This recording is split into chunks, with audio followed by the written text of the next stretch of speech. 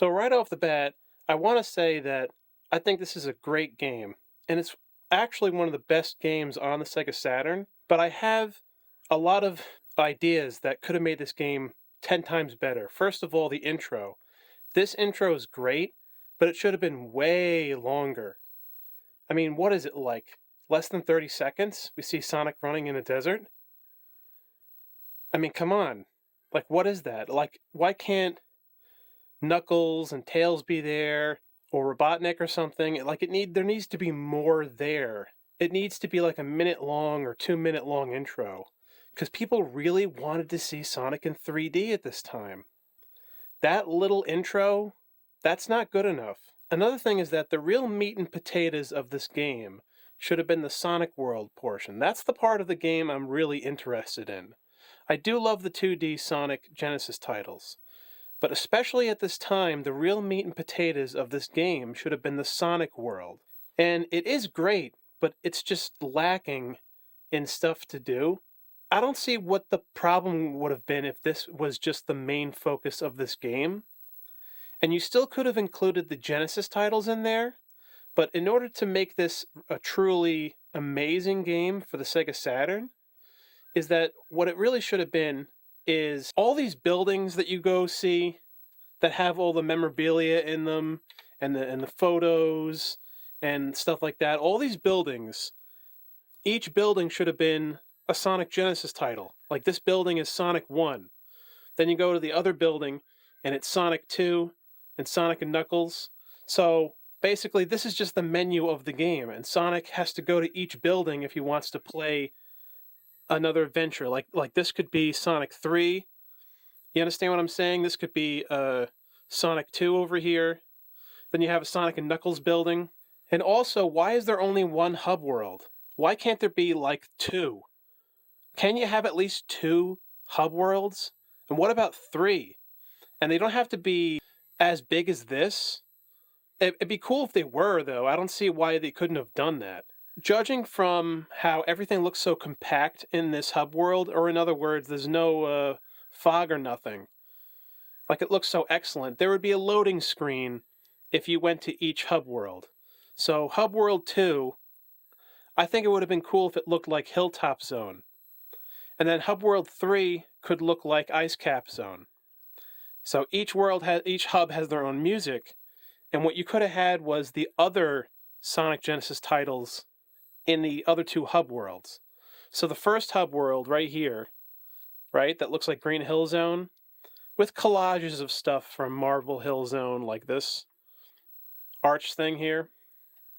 That's what I think this is from, but the first hub world, it just has 4 buildings in it. It's got Sonic 1, 2, 3, and Sonic and Knuckles.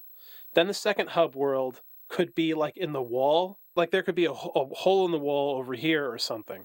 And Sonic goes into this hole, and then he runs through like an alleyway. When you get to a certain point, it'll say now loading. Then Sonic can go into the other hub world. The second hub world can include the buildings for Blue Sphere, Knuckles in Sonic 2, and Sonic 3 and Knuckles. Then you come to the third hub world, which I think I would have included these 2 extra games that they didn't think about including. I would have included Sonic Triple Trouble. It's the best Sonic game on the Sega Game Gear, and introduced Fang the Sniper, who at the time was called Knack the Weasel. That game looks so good graphically on the Game Gear that it almost feels like it could have been a Genesis title. But I'm glad it's on the Game Gear because Sonic needed better games on the Game Gear. So include Sonic Triple Trouble here. It would have been awesome to see it here. Just imagine that. Because not everyone had a Game Gear back in the day, but you got the Sega Saturn here, and for those who bought the Sega Saturn who never got to play Sonic Triple Trouble at the time, here it is. You get to play it and see Fang the Sniper in it and everything. And don't even make it an unlockable. It's just part of the game. It's in the third hub world. There you have it right there, Sonic Triple Trouble.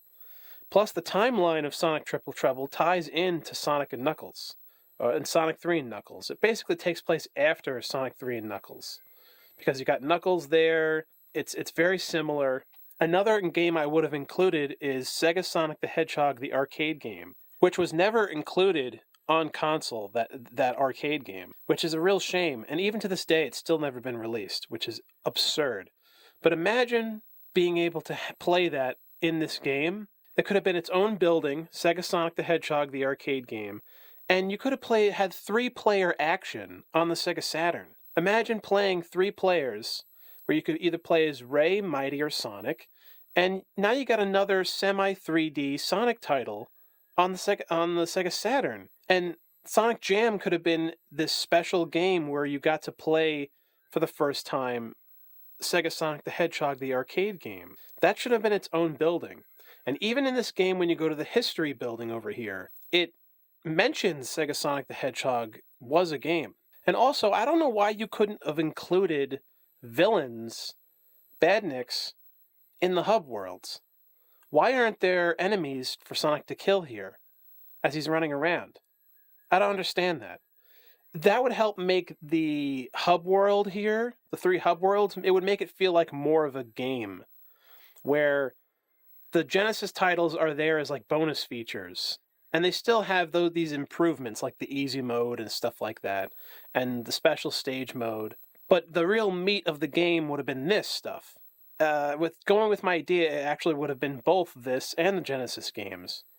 But especially if you had enemies for Sonic to kill here, that would be really exciting, I think, because then it would make you really feel like you're actually playing a 3D platformer Sonic game, instead of just this, where there's nothing for Sonic to do here. It would be great to see the enemies hurt you, like you'd lose your rings. And maybe you can get a special prize if you defeat all the enemies, maybe an emerald will appear or something like that. Just like in the regular Genesis Sonic titles, the enemies didn't have to be hard to kill, just one hit to kill them, but even still. And another thing, again, this is just little things that they could have just done to this game that I don't understand why they didn't. How come Sonic can't do a spin dash in this game? He can jump, and that's it. he can't do a spin dash. And it's just frustrating, really. And also the missions that you're able to play in this game. It says 20 rings or whatever. I mean, this is like an absurd mission. You know how piss easy that is to collect 20 rings without any enemies to fight you? I mean, why can't it just start off, get 50 rings, 70 rings? The missions here they're not good enough. They're just not. I'm sorry. Like, they need to be way better than this. All these little missions they had in this hub world, they could have been way better. And also, it would have been cool if Sonic was able to get 7 emeralds. Like, let's say you complete all the missions in each hub world. Eventually, you can get all 7 emeralds if you complete all the missions in all 3 hub worlds. Then something will appear on the screen, and it flashes, and it says, now collect 50 rings and jump and press A, and you become Super Sonic. Why couldn't they have just included Super Sonic in this game to see Super Sonic in 3D for the first time in 1997? And it just would have been cool to just fly around the hub world and defeating all the enemies as Super Sonic. You didn't need to do anything else with it, but at least it's there. It would make the game feel more exciting. Because in the late 90s, this was too early to be celebrating Sonic's Genesis days. I know it's 1997, but it's 97. It's not 2007. It was just way too early to be celebrating it. At this time, everyone wanted to see these characters in full 3D. Mario, Mega Man. That's what it was about, and that was what was really exciting, and that was what everyone was looking forward to. Especially Sega fans, because the way they market the Sega Saturn back in the day was this new 3D advanced game system.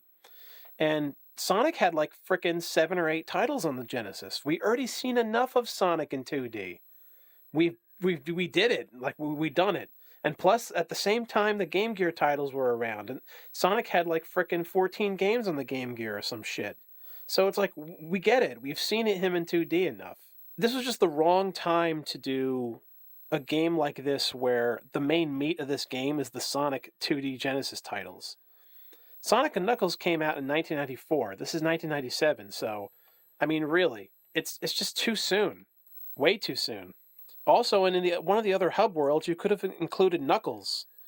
You can grab onto Knuckles. Nah, that's kind of weird. Because at this time, Knuckles was an enemy. But still, it would have been neat if you could see Knuckles like on top of a cliff or something.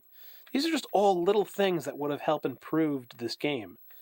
Like, it was just weird that they acted like this was good enough. Oh, just this. I mean, it's great. I love it. It's amazing how charming it is, but it's just not enough.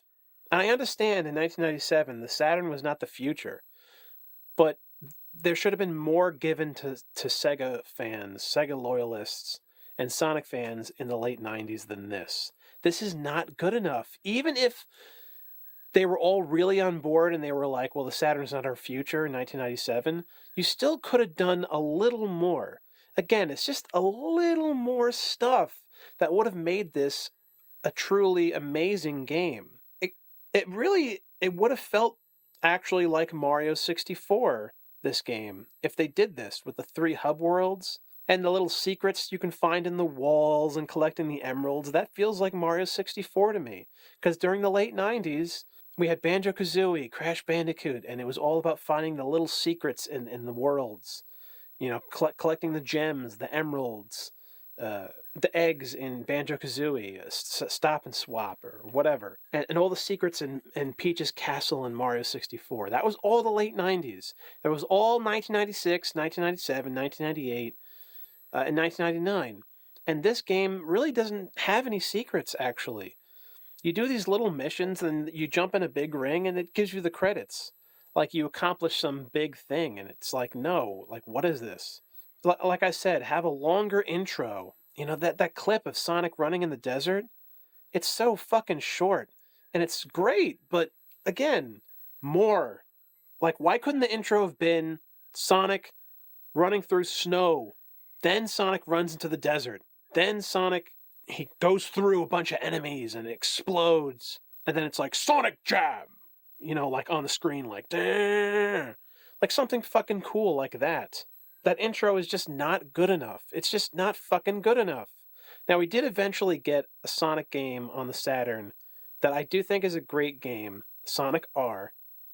And it is an underrated game because it is very playable. Yes, it's a little frustrating, but the more you play it, you get over the frustration of it. It's a great game, especially for the Sega Saturn. And I have to make that very clear. I don't ironically like it. I just think it's a great game. We did it in that Sonic title, Sonic R. We did get eventually these little secrets I was saying about that were in Crash Bandicoot and Banjo-Kazooie.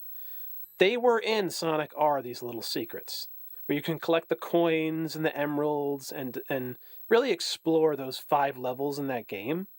So they did eventually do that with a late 90s Sonic title. But this, to me, is so much more interesting because this is not a racing game. This could be a regular Sonic game, this Sonic world right here in Sonic Jam. This hub world is what was going on during the late 90s platformers. This area looks like Spiral Mountain. It looks like Banjo-Kazooie, the graphics. There's just so much to do here that we can't do anything here. We can grab Tails and have him fly around the whole place, and that's it. And also the waterfall over here. Why can't I go here? Why can't I go forward and go through this waterfall and find more stuff to look at? It just like makes you want to go through it, and it makes you think that you can, because at this time, that was what was expected from all these amazing 3D platformers. But it's just lacking. It's not there. You can't do anything. You can't escape this whole area here. And there's really nothing to fucking do. They try to make up for that by having these buildings that have these cool little stuff for you to look at. It's very mixed in my opinion. Like it is, the best thing about it is the history building, because it does include a lot of rare photos and stuff in Sonic history that even to this day is like mysterious and not talked about that much. How there was a NASCAR race and Sonic was the trophy given out or something like that. That was really interesting to see that. And then the second best building is this movie building right here, which is very cool. It's, it includes some really cool videos like the Sonic CD intros from the PC version.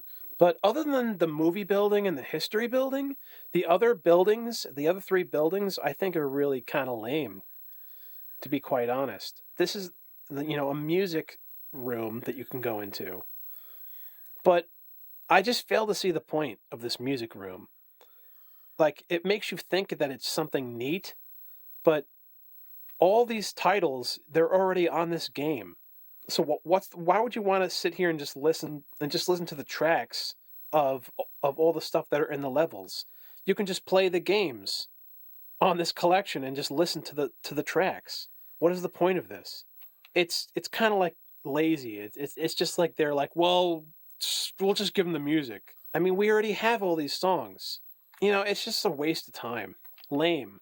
Why can't this include other Sonic music that we can't play in this game? Why can't it include music from like Knuckles Chaotix or something? Like, come on. You got to be kidding. Now this is like the character building over here, where you could look at the heroes and the villains. You could look at Robotnik and the Badniks, right? And here you could look at Sonic and the gang, which is, I don't know. It's neat.